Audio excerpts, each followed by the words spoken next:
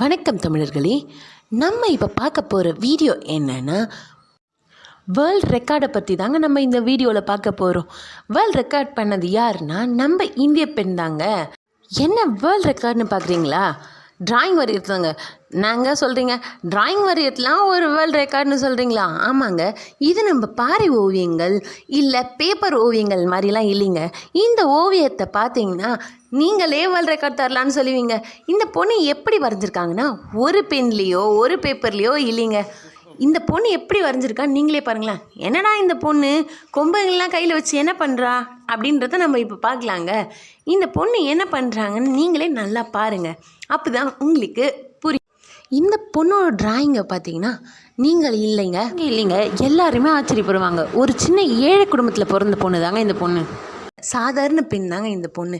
இந்த பொண்ணு எவ்வளோ அழகாக தன்னோட கைவினை